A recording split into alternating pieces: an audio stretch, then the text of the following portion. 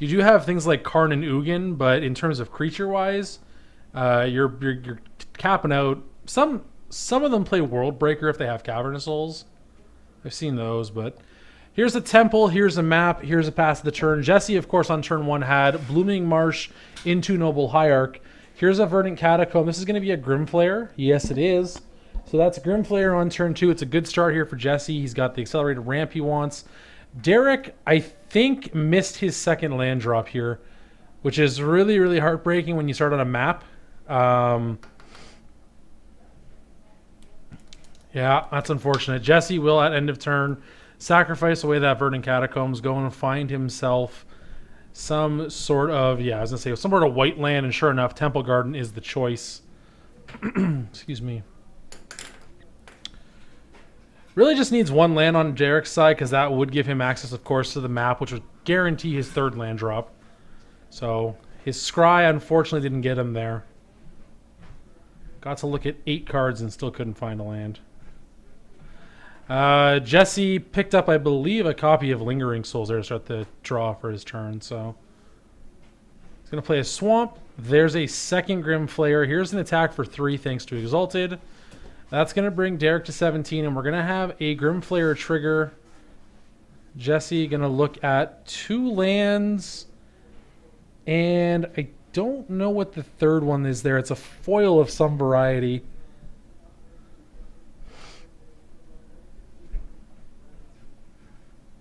His graveyard's off camera. I don't know if my spotter's there. If you can just have him move the graveyard slightly over towards his right, just so we can get a better look at that graveyard. That's good. That'll do. Still no idea what that third card was. I know there's 3 lands for sure. There's a 4th card of some fashion. I don't know what type it is, but he doesn't have Delirium no matter what happens, so... Derek still missing this second land drop, unfortunately, and Jesse will pick up for the turn a copy of Siege Rhino, and it's going to come down right now. So that's going to Lightning Helix Derek. He's going to fall to 14. Jesse will go to 22. Adding to the board this 4/5 Trampler of previous standard past, you know. It's a Fatal Push. Okay, that's what's in there. Oh, it must be the F&M promo. That's why I didn't recognize it right away.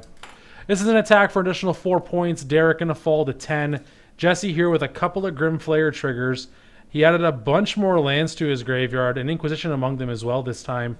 I think he just milled 6 over and said, yeah, this is fine. Derek with another non-land draw, and he's going to call it there, pick it up. We're going to head to a game 2. So a bit of a lopsided game there. Had Derek found that second land, it might have been a different game. I know he had at least a Thought-Knot Seer in his hand. I know I saw that for sure. So he would have guaranteed had a Thought-Knot Seer on turn 3 if he had been able to find that second land off the top of his deck. But yeah, sometimes variance does not cooperate.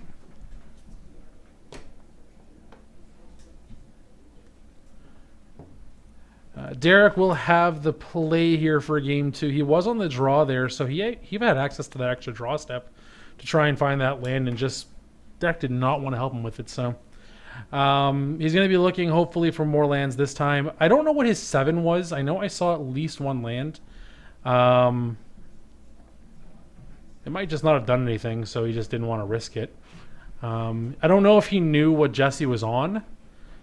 Jesse previously was on Death Shadow, I believe, of the Jund version. So if that's the last thing that Derek saw him play, could have been thrown off a little bit. Maybe wasn't ready for Abzan to come out. This is typically, depending on what cards Derek has access to, this is typically a favored matchup for him. Matter of Shaper is very, very good in this matchup. Rally Smasher is great, being a 2-for-1. Yeah, it's just got good cards. If he's able to have an aggressive start, or even just probably an average start, is probably fine enough. It shouldn't be the worst matchup for him, especially when he gets to start casting things like, you know, like those Rally Smashers, like Thought-Knot Seers, Endbringers rather. Those are real good cards against Abzan.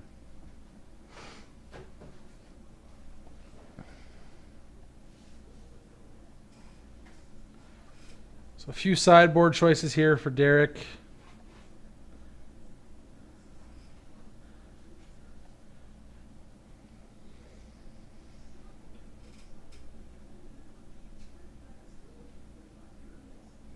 Going to be looking... Turn 1, map is still probably his best bet.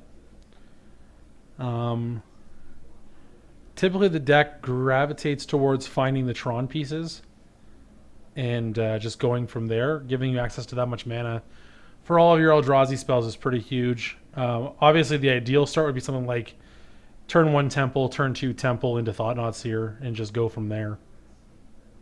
That also gives you the line into a turn 3 Reality Smasher, which is an absurd start if you're able to do that. It was much more common when you had access to Ayavugan, just because it gave you 4 mana on for... Yeah, it was gross. All right, so we're going to start game 2 here. Again, Derek will have the play. He is down a game here to Abzan.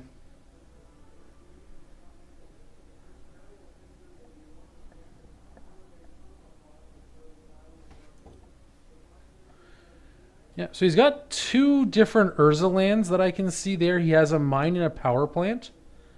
He has the very, very nice looking Antiquities Urza lands.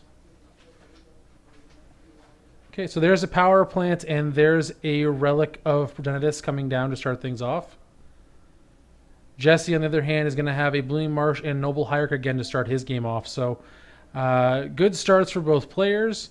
Relic is very, very good at keeping a Goyf in check. Looks like Derek has a Walking Ballista. He could be thinking about putting on one. He's going to go ahead and just shoot down the Hierarch right away. Take away any acceleration of Jesse's. Not a bad start. He's got 2 out of 3 Tron pieces as well, so can't be too upset about that. He's going to be looking, hopefully, for a tower. I don't think he has it right now in his hand, but Jesse here again, though, is going to have this turn 2 Grim Flare. He's in a Marsh Flats, going to pick himself up a basic Swamp. Derek picks up, I believe, another Walking Ballista. Okay, he's going to play a Basilisk Collar, which combines very, very well with a Walking Ballista, giving you a life-gaining machine gun. But no 3rd land drop, so mana issues still plaguing our Eldrazi Tron player. Jesse, no issues himself. 2nd Grim Flare again. Here we come for 2 more points. That's going to bring Derek to 18. A Grim Flare trigger will follow. Lingering Souls, Path to Exile, and Thoughtseize. We're going to put Lingering Souls and Thoughtseize in the graveyard. This is going to give you 3 out of 4 card types right now. Derek is on the end step going to crack the Relic. Looking for a land. I don't think he found one. He has a map that he drew. So he won't have... Yeah, he won't have Tron this turn. He will next turn. There's a Matter Shaper in his hand as well. So next turn he is able to sacrifice the map, go find the tower, play a Matter Shaper, so he kind of gets back into this. But yeah, he'd much rather just find a tower off the top of his library and have access to a full 7 mana. Missing land drops games 1 and 2, costing him a lot of tempo here. And Jesse not missing a beat here with these Grim Flares on turns 1 and 2 both games. Attack here for 4 will bring Derek to 14. Inquisition, Shambling Vents, and a 3rd card that, again, I cannot see, unfortunately. Siege Rhino was in the 2nd of these 2 Grim Flare triggers. We have some lands and a Siege Rhino there. Jesse going to think about this one.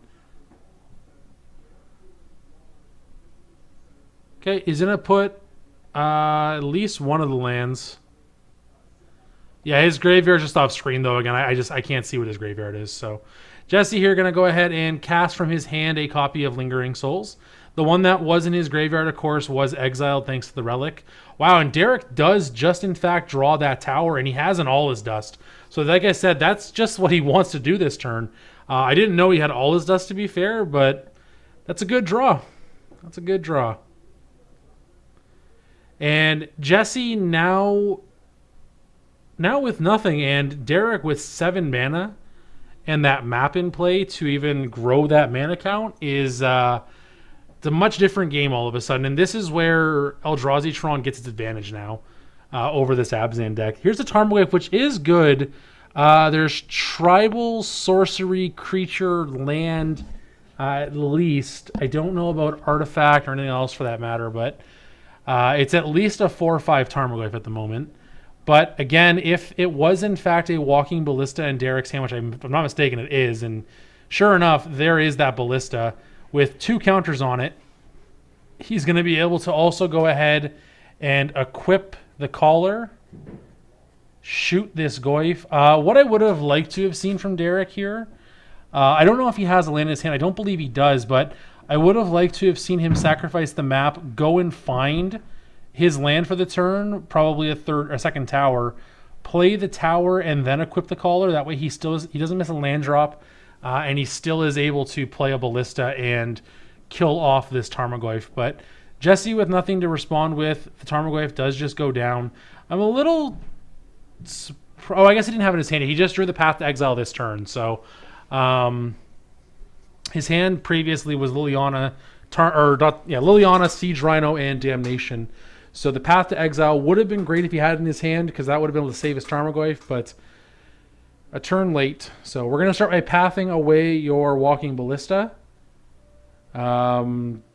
Derek debating if he wants to let the path resolve. If the path resolves, okay, he's going to let it resolve. This lets him get a basic land. He'll get a Wastes into play tapped. He's just letting himself get a little more ramped here. I don't know if I like that. I mean, the 1 point of damage really isn't that big of a deal, so I guess this is fine either way. Oh, Derek also gained a life from that Walking Ballista pinging, because it did have lifelink thanks to Basilisk Collar. Really, the 1 point of damage is not a big deal, so it's probably fine. Liliana is going to come down here, but Derek has a Reality Smasher in hand, ready to take her out next turn. Jesse, no option this turn but to go up on Liliana and discard either a Siege Rhino or a Damnation. Is he going to go up? Let's see.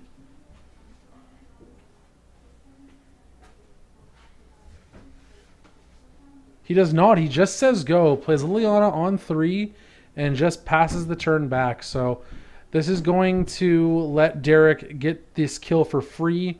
Eldrazi Temple was the draw, so he found a land this turn. There's the Smasher. Let's give it a Collar. Let's attack Liliana. Let's gain 5. We're at 20 now. And again, Jesse now in a lot more trouble here. He does have the ability to kill this Smasher if he wants, but it would be a 1-for-1 with Damnation, which is not the best trade. Derek also, if he'd like, has the option to play a Matter Reshaper this turn, which he opts not to do. He's going to just go ahead and say go. He's going to make Jesse answer the first threat before he plays something else that he has to worry about. Will Jesse take the 1-for-1 trade? He is going to do that. So down goes Reality Smasher. Away goes Damnation. Back to Derek. His hand right now, a pair of Matter Reshapers, and I believe a third copy of Walking Ballista, which, again, at this point in the game with access to this much mana is just a huge resource. Another good reason another reason to not play the Reshaper last turn was because it gave him access to crack the map on the end step here, which we see him do. It will get him that second tower we were thinking about earlier, so that's going to give him access now to, what, 13 mana for Eldrazi creatures or spells? It's not bad. Ulamog definitely in the range of castable cards now. Let's see what Derek draws here.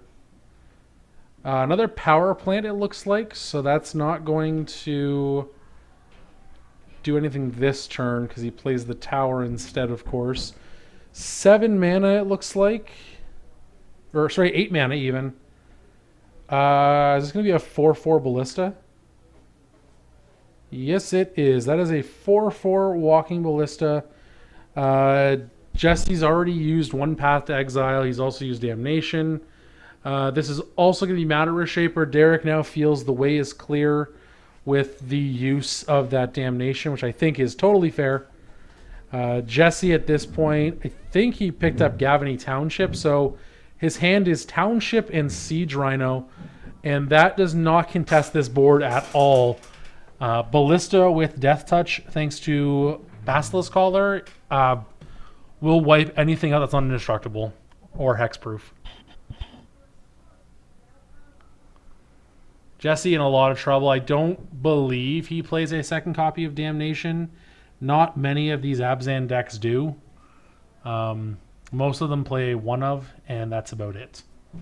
So, yeah, he's in a tough spot now. That's why I was a little unsure if he should go for the 1-for-1. Just because the animation is a reset button for your deck that nothing else fills.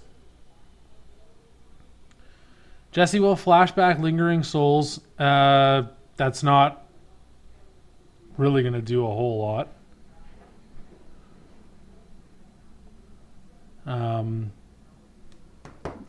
He's fine with 2 tokens biting the dust in exchange for 2 +1/+1 counters here, which does in fact happen. So Derek now to 22 thanks to the Ballista's life gain. The draw, I think it was a masterpiece of some variety. I'm just not sure what one.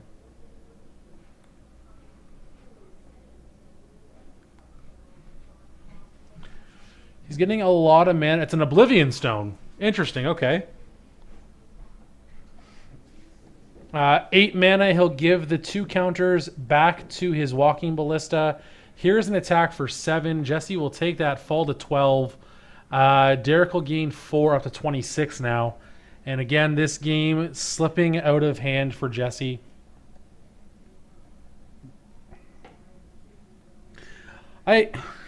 No, I guess that wouldn't have been good, would it? Never mind.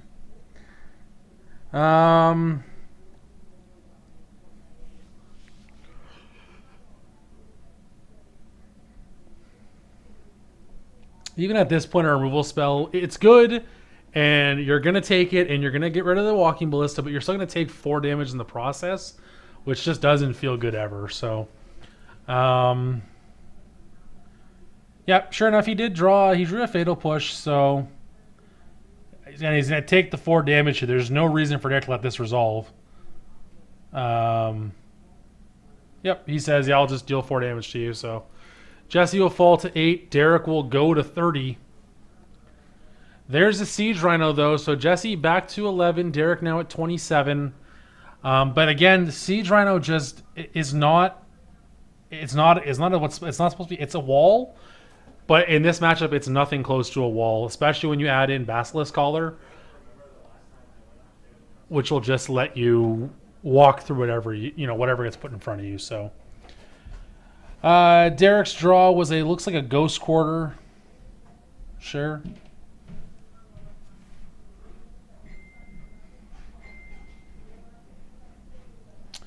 I think your first step here is suit up that Matter Reshaper and get in for 3 points of damage. Yes, it is, and Jesse will just say no blocks. We're going to switch the leftovers back to 30 to 8. Derek now gets to go ahead and play this second Matter Reshaper. Suit it up with that Basilisk Collar, which will make a terrible, terrible attack for the Siege Rhino.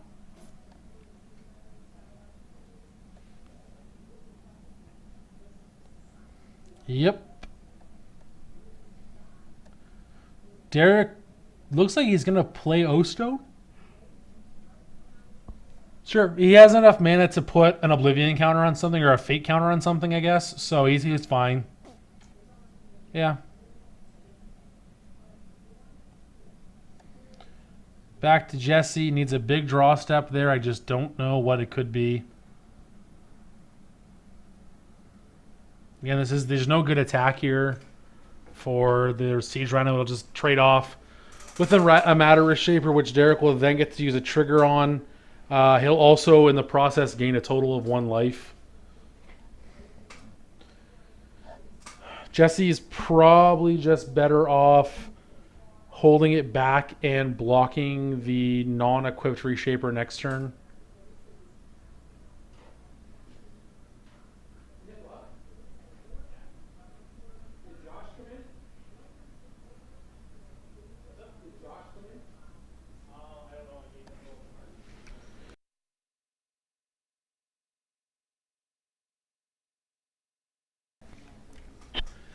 Yeah, there's the attack for 4. Sure enough, Derek says I'll block. So again, he'll gain 1 life. There is 2 trample, but he'll gain 3 life in the exchange, thanks to the Reshaper. So the net here will be Derek going up 1 point. Reshaper will die. It will have a trigger. What is the card? It is a Chalice of the Void, which Derek will place into his hand instead of in play. Makes sense. What does Chalice even do in this matchup? What's it good for? Especially at this point in the game, like, what are you afraid of? Here's the Liana of the Veil. Okay, he will make Derek sacrifice the Reshaper. Reshaper this time will reveal a copy of Urza's Mine. Derek is apparently not putting the mine into play. That's interesting. Okay. I don't know why he put the mine in his hand. Okay. Draw for the turn. I didn't get a look at it. I think it might have been a land, but end the turn there as well. He placed a fate counter onto the Basilisk Collar. This isn't really an interaction you see as much anymore with Oblivion Stone. You don't really see the card as much anymore for that matter. Let's just have a look. This one I want to see. So there's Oblivion Stone there. So for 4 mana, tap it, put a fate counter on target permanent, then sacrifice it. For 5 mana and tap it, destroy all non-land permanents that do not have fate counters on them. And then remove all fate counters from all permanents. Derek put the Chalice out on 2. What does that stop? That stops Grimflayers. That stops Tarmogoyfs. That stops... I guess that's a reason Derek put the mine into his hand. He wanted to discard it to Liliana. I guess that's fair. I think the Chalice could have filled the same role, to be honest. I don't think you really need the Chalice here. It stops... Goyf has got to be the only thing that's really relevant. I mean, Grimflayer's okay, but... Attack with Shambling Vents. That gets met with a Ghost Quarter to blow up the Shambling Vents. Jesse will go find himself some sort of basic land. It'll be a forest. No cards in hand right now for Jesse. Derek with just a single card in his hand. Liliana now on 2. Derek, my guess, is going to put a fate counter onto his Chalice of the Void on the end step here. And then he'll have the option again of having all of his permanents protected from the O-Stone, but not Liliana. I'll put this plastic lid on top of it to represent a fate counter. Sure, yeah, whatever.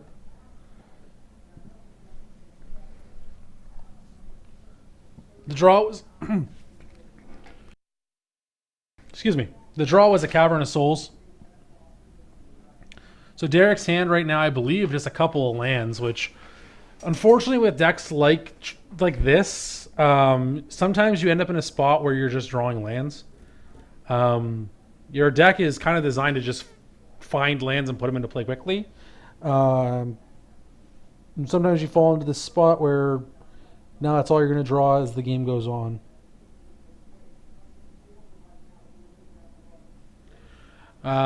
Jesse here, 1 card in hand now, of course. Did he just pass the turn? Looks like he might have. Oh no, that's right. It's still Derek's turn. Never mind. I think.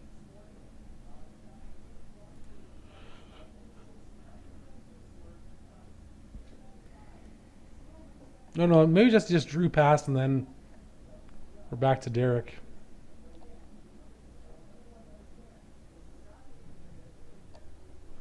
There's a ballista in his hand again.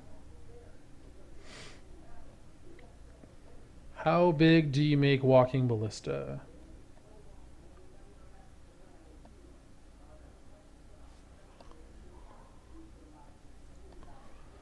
You make it a 5/5. That's pretty good. That'll also let him sacrifice his Sanctum of Ugin that he had in play.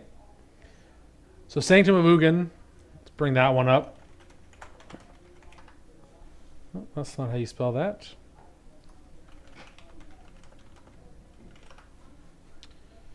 Here we go. Sanctum of Ugin adds a colorless to your mana pool. Whenever you cast a colorless spell with converted mana cost of 7 or greater, you may sacrifice Sanctum of Ugin. If you do, search your library for a colorless creature card, reveal it, put it into your hand, shuffle your library. So this was the pseudo replacement to Eye of Ugin when it got banned in Modern. For the fact that it allows you to tutor up a big Eldrazi. Eye of Ugin used to just go find you your Emrakul or your Ulamogs and end the game that way. In this case here, it's going to go find him a Smasher. Why are we doing that for? Couldn't Derek have just won? Couldn't Derek have just attacked Jesse, put him to 3, and then ballisted him to death? Unless we have life totals wrong. I don't think we do, but... I mean, he can't be afraid of a kill spell because Jesse only has 1 card in hand, and Reality Smasher protects itself. So does... I mean, Walking Ballista is going to happen no matter what you do. Okay. So Derek realized his mistake the second he made the attack. All right. Little unfortunate. Got a little bit hasty there. He kind of got tunnel vision on killing that Liliana, which is fair. It is a threatening card. Again, the Path to Exile here is not that big of a deal because the Ballista will just get to fire off 5 points of damage to Jesse's face. So Jesse now at 3. He actually at 2 now thanks to the fetch. He needs a Liliana of the Veil. I guess that's probably got to be one of his only outs. He can't kill this with a Path to Exile or something like that because he has no cards in hand. It'll have to be a non-targeted kill spell or an edict-like effect like Liliana of the Veil. Or a creature with 4 or more toughness. Okay. That does fulfill the role if Derek forgets his Chalice of the Void trigger. Which he did. Okay, that's unfortunate. I mean, that's the whole point he put Chalice on too, right? Was to get around Tarmogoyfs and such. Now, it doesn't really actually matter because Basilisk Caller will give the Smasher Death Touch, which will allow him, when it attacks, because it has Trample, the way that damage assignment works, it says you have to assign lethal damage to the creature before you can apply anything further with Trample to the opponent. Death Touch makes any point of damage dealt a lethal amount of damage. So 1 point of damage will be assigned to the Tarmogoyf, 4 points of damage will be assigned to Jesse, and it will not matter because just that 2. So that'll be the game. Yep. There's the equip. It doesn't matter how big your Goyf is, Jesse. It just does not matter. Derek says go. Must not be familiar with how the Death Touch interaction works. That's unfortunate because, yeah, that should have been the game right there. In a couple different ways. Yeah, you don't often see Death Touch and Trample get combined because it is a scary combination of keywords. But that is in fact how it works. 1 point of damage becomes a lethal point of damage. So that lets you kill any creature. There's a Scavenging Ooze. Are we going to miss... Wow, we missed Chalice again. Oh, man. I don't know how big Goyf is. I have no idea how much it's swinging for right now. Wow, this has really gone off the rails here. It's a 6-7 karma Goyf. So Derek going to fall to 25, which really isn't that big of a deal. Sorry, 7-8 even. So 24. Again, really not a big deal.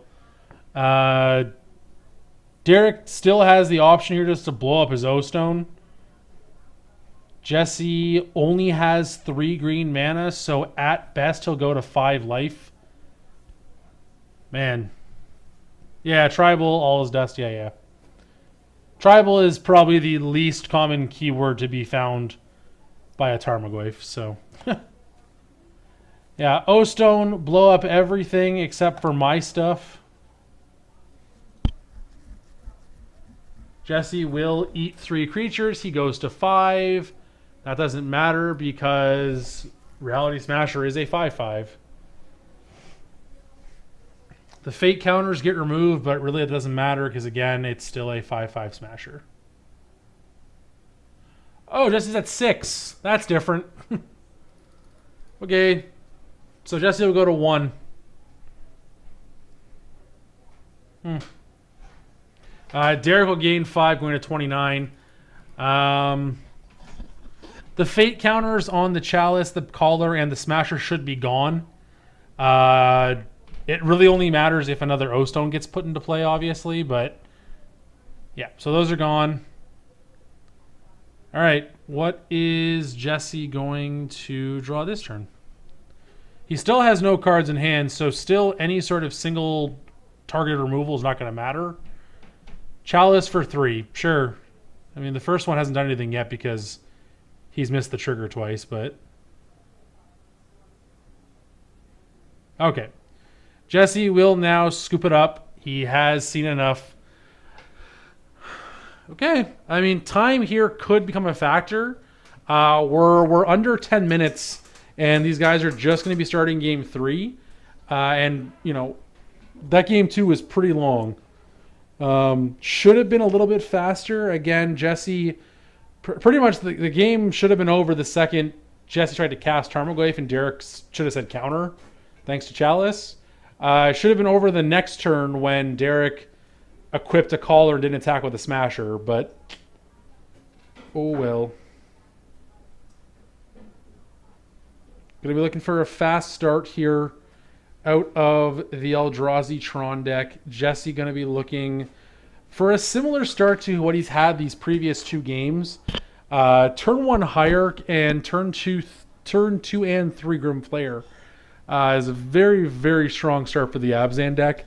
It's not as fast as Eldrazi Tron, but again, then you're comparing the 2/2 Grim Flayer to the 5/5 Smasher or the 4/4 Thought-Knot Seer, so it's a little bit skewed to one side there. Looks like Jesse with a few more sideboard options. Or decisions, at least.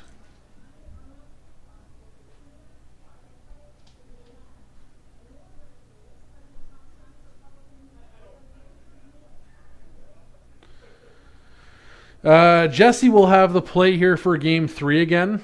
He had the play game 1. He was able to win. He'll have the play here game 3. Going to be looking for the same outcome, hopefully, as game 1.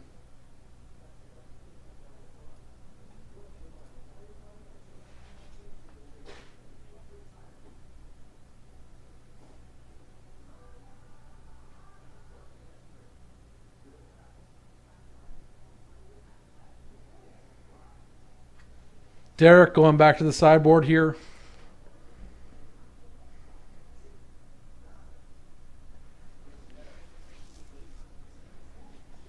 I don't know what... I mean, your deck's already pretty well set up against this kind of strategy. Any Tron variant is going to be, inherently pretty good against a green-black X deck.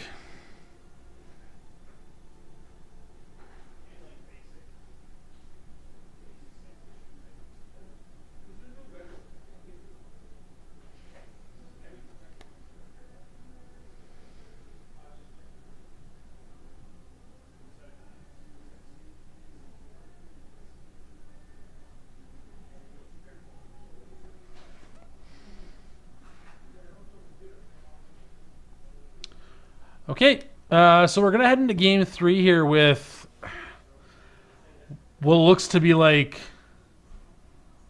There's one extra. Okay, there's on my timer. Okay, so which timer? So there's like 7 minutes left still. Okay. So there's about plus 1 more minute than we see on our screen right now. The timer upstairs and our timer are a little bit off, so ours started a bit sooner than the actual round timer, which is fine.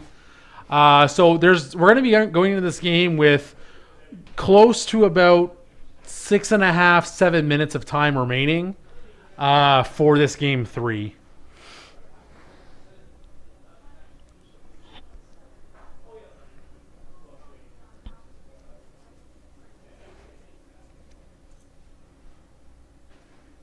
Okay, looking over the hand, we've got a couple fatal pushes, which are not the greatest against Eldrazi-tron.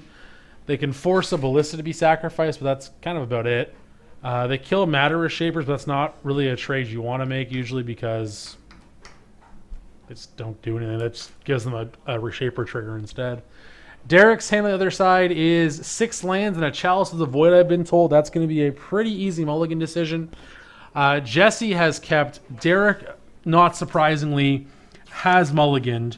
So we're going to have Jesse on 7, Derek on 6.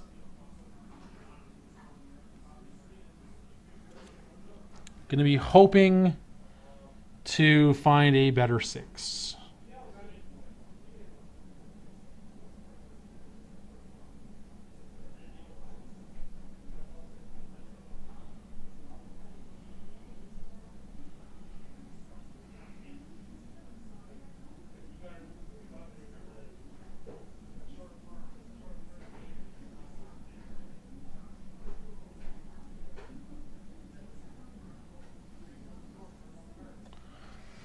Okay, and here we go, looking at 6.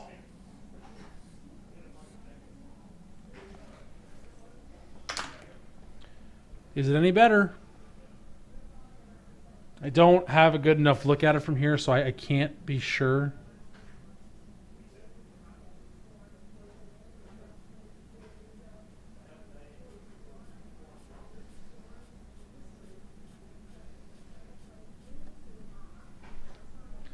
Okay, Derek does keep his Scry, will go to the bottom. Jesse here, Godless Shrine and a pass of the turn.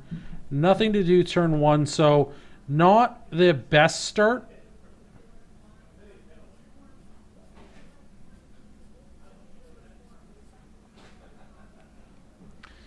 Derek, a basic Wastes and a Relic of Pernicious for his turn 1, so that's a good way to slow down any sort of Tarmogoyf or even Grim Flayer start from Jesse. It prevents Jesse from being able to gain that Delirium status and turn himself into a 4/4 Flayer.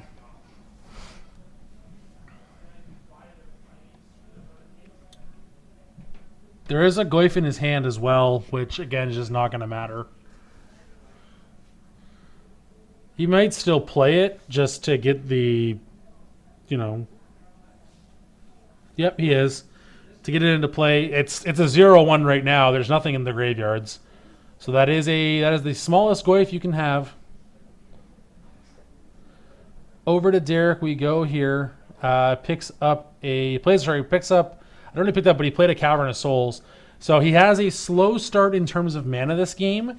There's a Warping Whale in his hand. That will be able to kill Tarmogoyf. Because it will at best have 1 power. Yep, that'll work though. Warping Whale says as long as its power toughness are 1, it'll get exiled. So even though the Goyf will die as a 1/2, that still fulfills the requirement of warping of the. It's not a tribal card. It's still 1 power, so the Goyf will still die.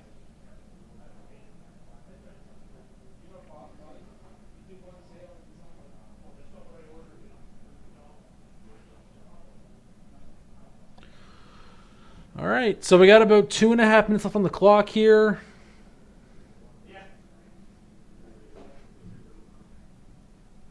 Jesse with lands in hand, but that's really about it.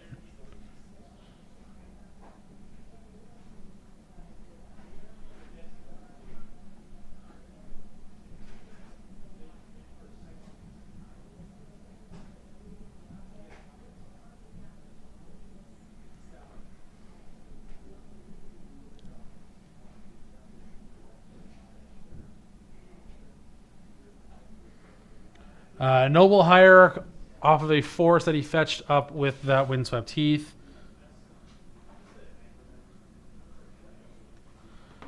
Okay.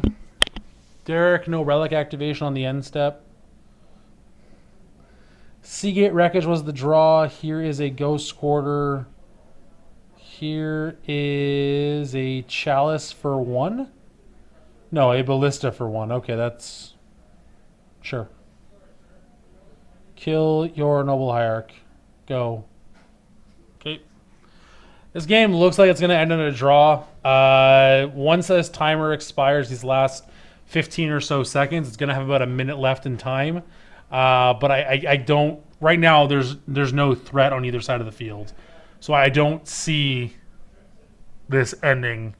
I mean, I guess if one player has a chance here, I think it'd be Derek because there's a Smasher in his hand. And if I'm not mistaken, right now, Jesse has no answer to that. Fatal Pushes will not deal with a Smasher. It's too big in terms of CMC.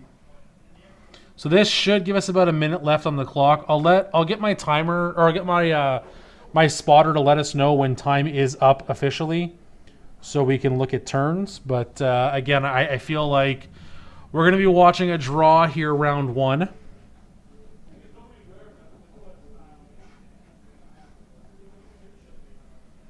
Fulminator Mage, sure, yeah, that's fine.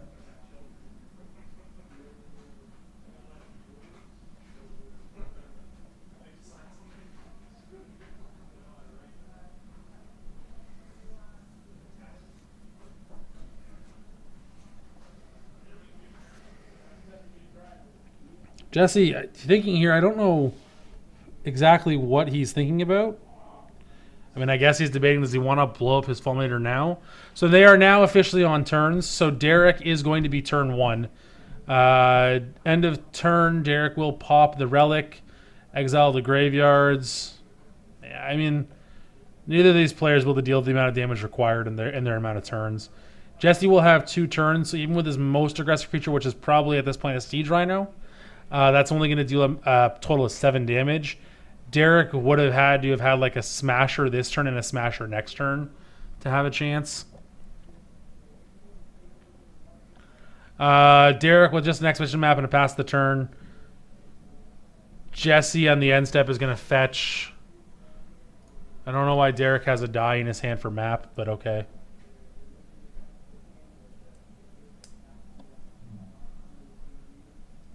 Oh, for turns.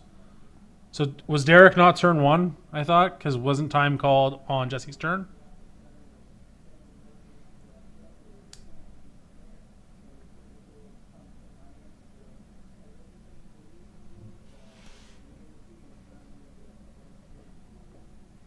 Jesse goes and grabs himself an Overgrown Tomb on the end step, so...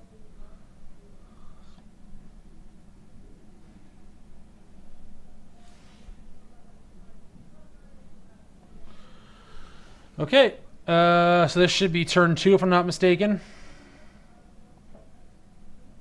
Shimmering Events. Yep, just says go. Turn 3.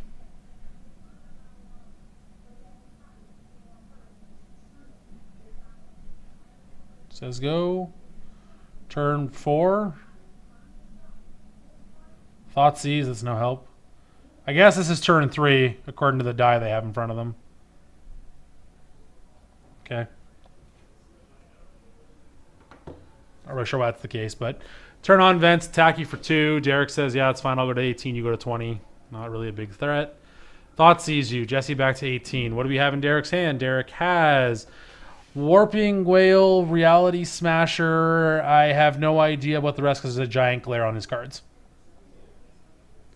Chalice is taken away. There we go. His Thought Not Seer and all is dust. Crack this map. Yep.